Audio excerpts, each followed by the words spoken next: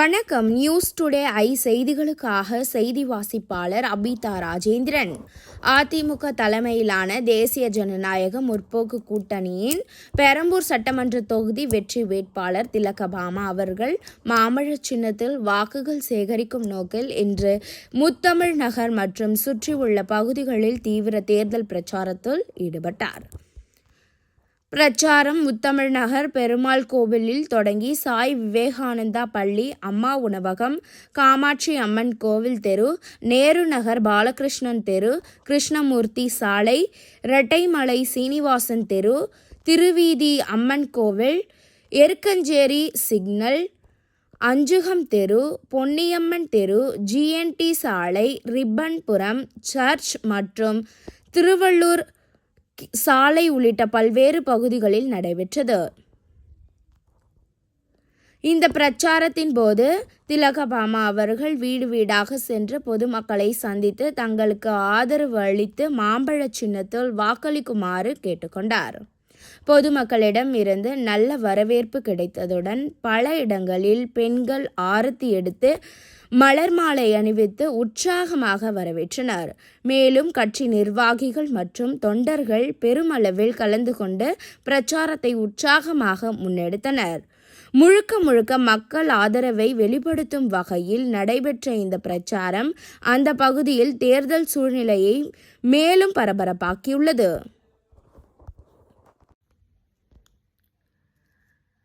பெரம்பூர் தொகுதியில் பிரச்சனையை தீர்ப்பதற்காக களம் இறங்கியுள்ளேன். தீய சக்தியும் வேண்டாம், திரை சக்தியும் வேண்டாம், எங்களுக்கு மக்கள் சக்தி மட்டுமே போதும். ஒரு மழை வந்தாலே வெள்ளத்தில் மூழ்கும் இந்த பகுதி ஆயிரக்கணக்கான கோடி ரூபாய் செலவழித்தும் இன்னும் தீர்வு காணாதது ஏன்? மழைநீர் தேங்கும் பிரச்சனைக்கு நிரந்தர தீர்வு வேண்டும். தற்காலிக நடவடிக்கை வேண்டாம். மக்களின் வாழ்வாதாரம் பாதுகாப்பாக இருக்க வேண்டும் என்பதற்காகவே இந்த போராட்டம். பெரம்பூர் மாற்றம் வேண்டும்.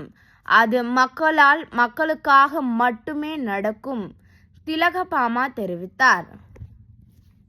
2 காமன் ஒரு கேட்டு சுடுகாடை நாங்கள் கையெழுத்து விட்டோம், கொடுத்துட்டோம், அறிவிச்சிட்டோம்னு சொல்றாங்க.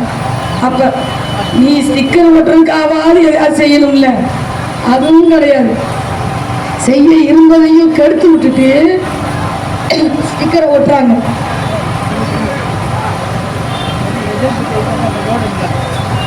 இது மட்டும் இல்ல, மத்திய அரசு கொண்டு வந்து கொடுக்கிற திட்டத்தின் மேலேயும் ஸ்டிக்கர் ஒட்டுறாங்க. இவங்க கலைஞர் வீரன் கொடுக்கறது எது? மத்திய அரசு கொண்டு வந்த ஆவாஸ் யோஜனா திட்டம். இன்னொன்று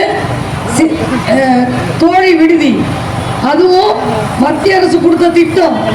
சகி நிவாசனு, இவங்க தோழி விடுதினு பேரு மாத்திக்கிறாங்க. சரிப்பா, நீ தமிழர்களுக்கு புரியணும் பேரு மாத்தின. கீழே மத்திய அரசு கொண்டு வந்த திட்டம் வெயி சொல்லணும்ல. யார் வீட்டு பிள்ளைக்கு யார் பேர் வைக்கிறது? யார் வீட்டு பிள்ளைக்கு யார் பேர் வைக்கிறது? இன்னொன்று, எந்த திட்டமும் மக்கள் வரிப்படத்தால தான் மக்களுக்கு கொடுக்கப்படுகிறது. அதில் கலைஞர் திட்டம் போடுறதுக்கு என்ன இருக்கு? எந்த அம்மா அவர்கள் ஆட்சியிலும் ஜெயலலிதா திட்டம்னு போடல. நீங்க நல்லா கவனிச்சுக்கணும். உங்களுக்கு எல்லோருக்கும் ஆதரவாகவும் அனுசரணையாகவும் இருக்கின்ற, எல்லோரும் விரும்புகின்ற அம்மாவின் பேரால் இருக்கட்டும்ங்கிறதுல போட்டாங்க. அது ஜெயலலிதா அம்மா அவர்களை எல்லோரும் அம்மா என்று கூப்பிட்டதுக்கு பொருந்தி போனது. அது பொருந்தி போனது, அதுதான் முக்கியமான விஷயம். அன்றைக்கு பெரம்பூர் சட்டமன்ற தொகுதியில் பெரிய குப்பைமேடு, 3 கால்வாய்கள், தூர்வாரப்படாத கால்வாய்கள், எப்போ ஒரு சின்ன மழை பெஞ்சாலும் ஊருக்குள்ள வருகிற தண்ணீர்,